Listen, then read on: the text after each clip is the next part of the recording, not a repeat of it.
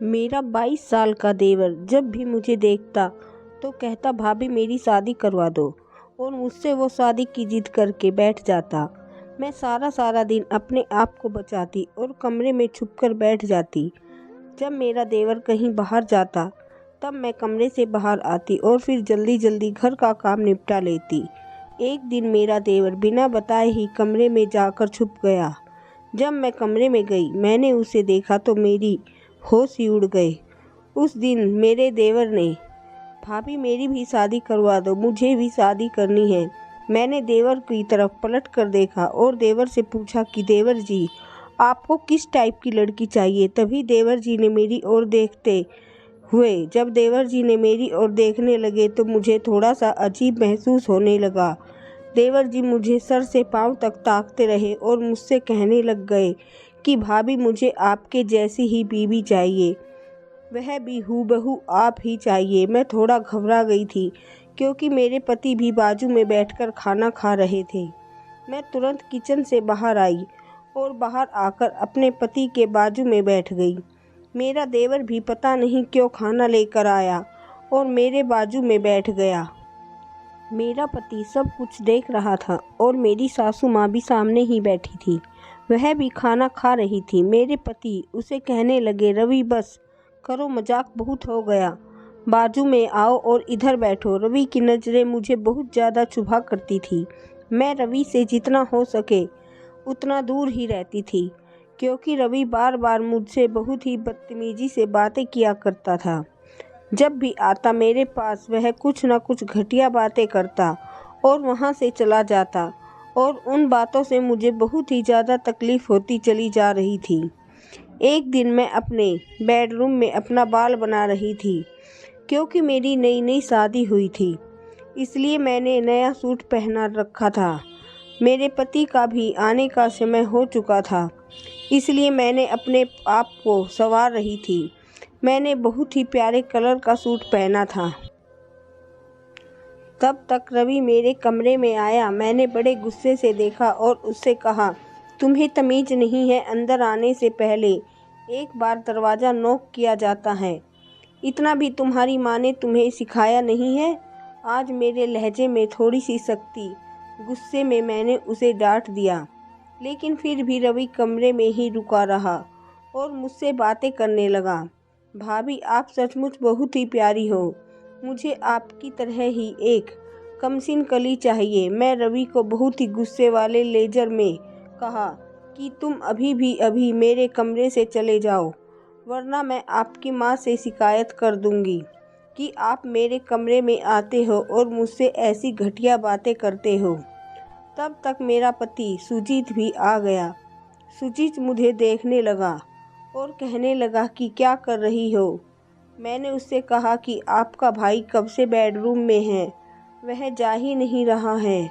5 minute हो गए मैं उसे समझा रही हूँ कि तू मेरे कमरे से निकल जा। तब तक रवि मुझसे कहने लगा अरे नहीं भाई, मैं तो 2 घंटे से भाभी के पास ही खड़ा हूँ और हम लोग बातें भी कर रहे हैं। सुजीत ने बड़े गुस्से से मेरी ओर देखा। मैंने सुजीत से कहा नहीं, यह झूठ बोल रहा है। लेकिन रवि फिर मेरे पति से कहने लगा अरे भाई, भाभी झूठ बोल रही है, मैं तो 2 घंटे से भाभी के साथ गप्पे लड़ा रहा हूँ। मैं फिर भी सुजीत से कहा सुजीत यह झूठ बोल रहा है। तभी मेरे पति रवि से कहा रवि तुम अभी यहाँ से निकल जाओ। लेकिन मेरे पति आज बहुत ही ज़्यादा गुस्से में नज़र आ रहे थे। मेरे पति को मेरे ऊपर शक हो रहा था।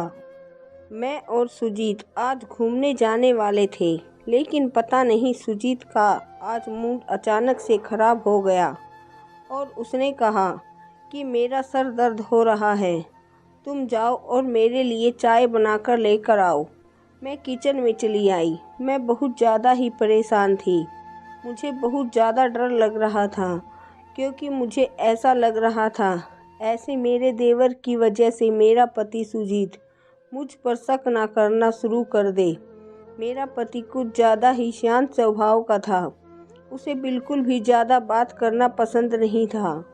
हमेशा अपना बहुत ज़्यादा ध्यान रखा करता था।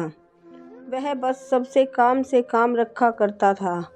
ऑफिस आना, ऑफिस से जाना, टाइम पर खाना खाना और टाइम पर सो जाना।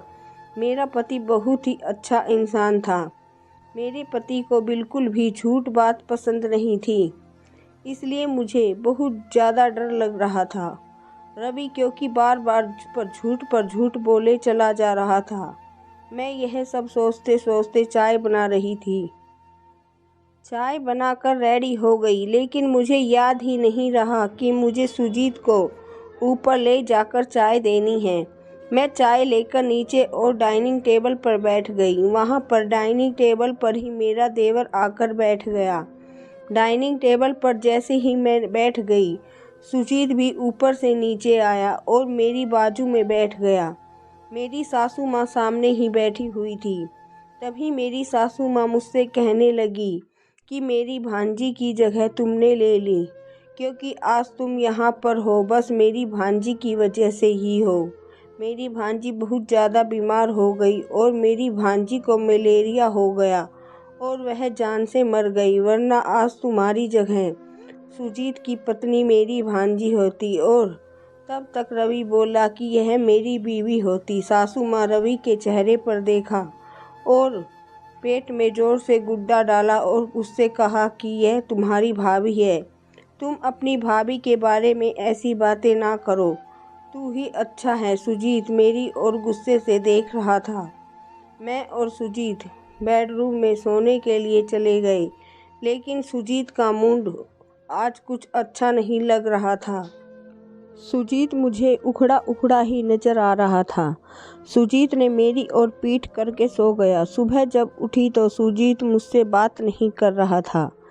ऐसे करते करते पूरे 4 दिन बीत चुके थे, लेकिन सुजीत आज भी मुझसे ठीक से बात नहीं कर रहा था। मुझे बहुत ज़्यादा डर महसूस हो रहा था। मुझे ऐसा लग रहा था सुजीत को कहीं रवि पर शक तो नहीं हो रहा है, सुजीत कहीं मेरी और रवि के बारे में गलत तो नहीं सोच रहा है। यह सब सोचते सोचते मैं बहुत ज़्यादा पागल होते चली जा रही थी। मुझे रवि का रवैया बिल्कुल भी अच्छा नहीं लग रहा था, क्योंकि रवि की वजह से हम पति पत्नी एक दूसरे से दूर होते चले जा रहे थे। मैंने सुजीत को जैसे तैसे करके मना लिया। सुजीत भी मान गया और मुझे बड़े प्यार से कहने लगे, देखो गली मोहल्ले में बहुत ही ज़्यादा गुंडे मवाली रहते हैं, तुम बिल्कुल भी अपना ध्यान नहीं रखती हो। तुम कभी भी किसी लड़के से बात मत करना। और मेरे पति सुजीत मुझसे कहने लगे कि देखो आज मैं सख्ती से वार्निंग देता हूँ कि तुम रवि से दूर रहना और रवि से बात बिल्कुल भी मत करना। मुझे अपने पति की बात सुनकर बहुत ज़्यादा खुशी हो गई थी, क्योंकि मैं रवि से पीछा छुड़वाना चाहती थी कि रवि मुझसे बात ना करे और कहीं दूर चला जाए। रवि यूनिवर्सिटी में पढ़ाई कर रहा था। रवि का यूनिवर्सिटी में बस सुबह 7 से लेकर 11 तक ही रहता था और फिर दिन भर रवि घर पर ही पड़ा रहता था। रवि से कुछ ज़्यादा ही डर लगता था। एक दिन मेरी सास मेरे पास आई और रोते रोते कहने लगी कि मेरी बहन का फ़ोन आया है और मुझे बहन के घर जाना होगा, क्योंकि मेरी बहन बहुत ज़्यादा बीमार है और उसे देखने वाला कोई नहीं है। मैं 8 दिन में वापस आ जाऊंगी, तब तक तुम मेरे घर का, रवि का और सुजीत का अच्छे से ध्यान रखना। ऐसा कहकर मेरी सासू माँ पैकिंग शुरू की और देखते ही देखते मेरी सासू माँ तुरंत घर से निकल गई। सासू माँ के जाते ही रवि बहुत ज़्यादा खुश हो गया। मुझे बहुत ज़्यादा डर लग रहा था। सासू माँ के जाते ही मैं किचन में गई और जल्दी जल्दी से खाना बना रही थी, क्योंकि मेरा पति जल्दी खाना खाना पसंद करता था। उसे देर से खाना बिल्कुल भी अच्छा नहीं लगता था। मेरे पति के आने का भी समय हो चुका था, इसलिए मैं किचन में गई और रोटी बनाने लगी। तब तक मेरा देवर पीछे से आया और कहने लगा, भाभी आज आप तो बहुत सुंदर लग रही हो। क्या बात है, आज माँ गांव गई है तो तुम भैया के साथ कहीं जाने का प्लान बना रही हो। मैं रवि को देखा और रवि से कहा देखो तुम अपने काम से काम रखो, ज़्यादा मेरे मामले में टांग अड़ाने की तुम्हें कोई ज़रूरत नहीं है। तुम यहाँ से चले जाओ, वरना मैं तुम्हारे भाई से शिकायत कर दूंगी कि तुम मेरा हमेशा पीछा करते हो और मुझसे गलत गलत बातें किया करते हो। तभी रवि बड़े प्यार से कहा, जाओ मेरी शिकायत भाई से कर दो। मुझे रवि से बहुत ज़्यादा डर लगने लगा था। मैंने डरते डरते जल्दी जल्दी खाना बनाया और खाना बनाकर बाहर आकर बैठ गई। लेकिन रवि भाई मेरे पीछे पीछे आकर मेरे पास बैठ गया। मुझे आज हद से ही ज़्यादा डर महसूस होने लग गया था, क्योंकि अब सुजीत का आने का भी समय हो गया था। अगर सुजीत मुझे और रवि को अकेले कमरे में देखा तो बहुत ज़्यादा गुस्सा करता। दरवाजे की घंटी बजी और मैंने दरवाज़ा खोला तो देखा कि सुजीत ही आया हुआ है। सुजीत को आते ही मैं पानी दिया और चाय बनाने के लिए किचन में चली गई। लेकिन रवि सुजीत के सामने मेरे साथ बदतमीजी कर रहा था। मुझे बहुत अजीब महसूस हो रहा था और मुझे डर भी लग रहा था, कहीं सुजीत आज मुझे जान से ना मार दे। लेकिन सुजीत आज कुछ ज़्यादा ही थक चुका था। आते ही उसने मुझसे पूछा कि माँ कहाँ है। मैंने कहा कि माँ आपके गांव चली गई है। आपकी मौसी की तबीयत कुछ ज़्यादा ही ख़राब है, इसलिए आपकी माँ मौसी के यहाँ चली गई है। आपकी माँ ने कहा है कि 8 दिन में वापस आ जाऊंगी। आप अपना ध्यान रखना, ऐसा आपको कहा है। सुजीत आज कुछ ज़्यादा ही थक गए थे, इसलिए उन्होंने खाना खाया और खाना खाते के साथ ही अपने कमरे में चले गए और जाते ही सो गए। मैं नीचे किचन में सामान ठीक से रख रही थी, बर्तन धोई और मुझे बर्तन धोकर ऊपर जाने लगी।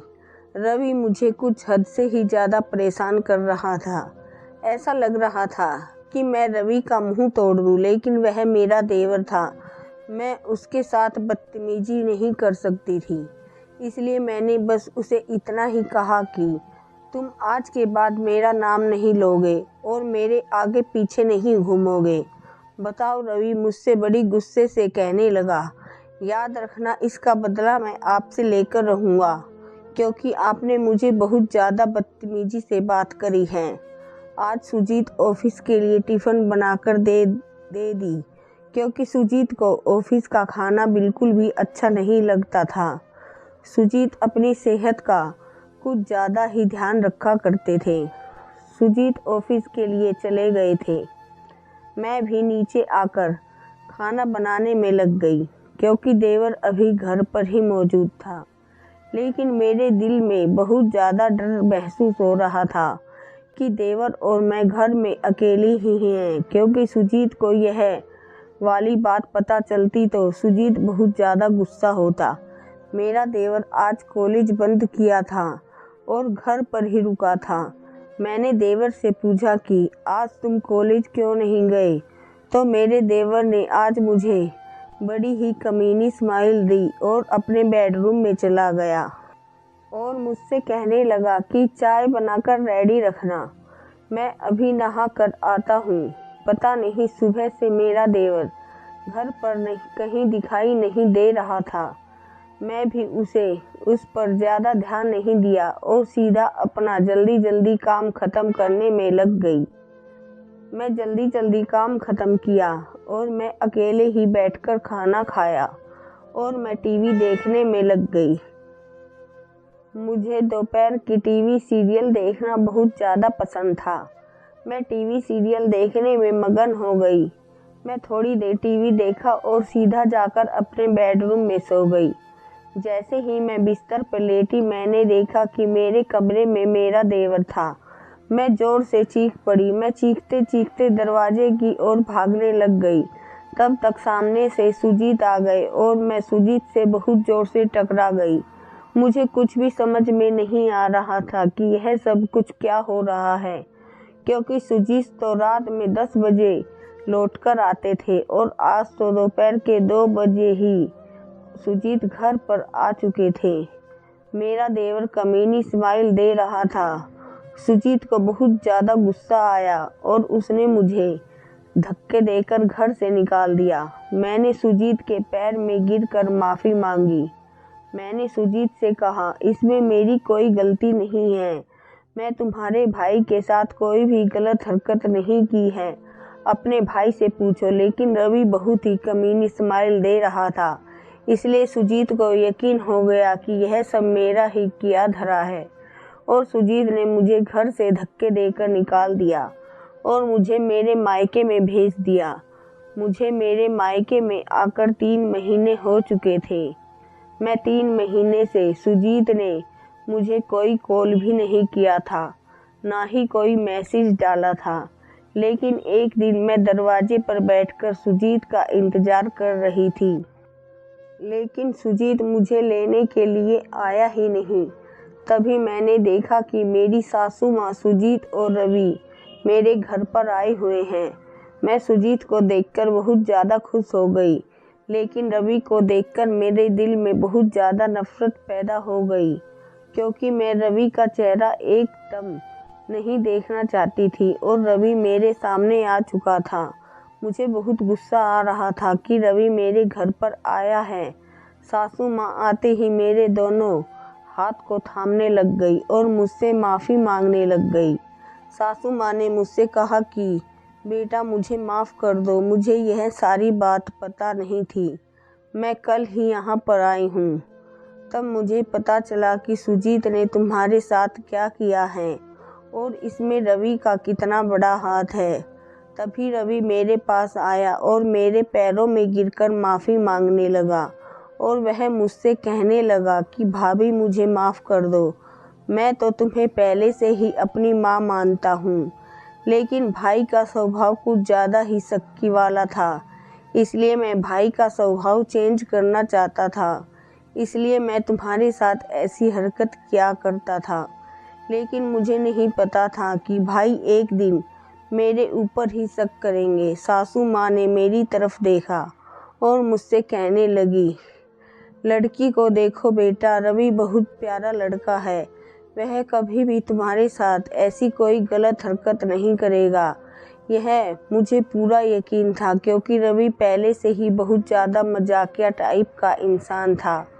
वह हमेशा से ही तुम्हारे साथ मजाक किया करता था और उसने जो तुम्हारे साथ हरकत की थी वह उसने मुझे सारी बात बता दी। और वह मुझसे हमेशा कहता था, देखो आज मैं भाभी के साथ इतना बड़ा मजाक किया है। और आज भाभी मुझ पर बहुत ज़्यादा गुस्से में चिल्ला रही थी।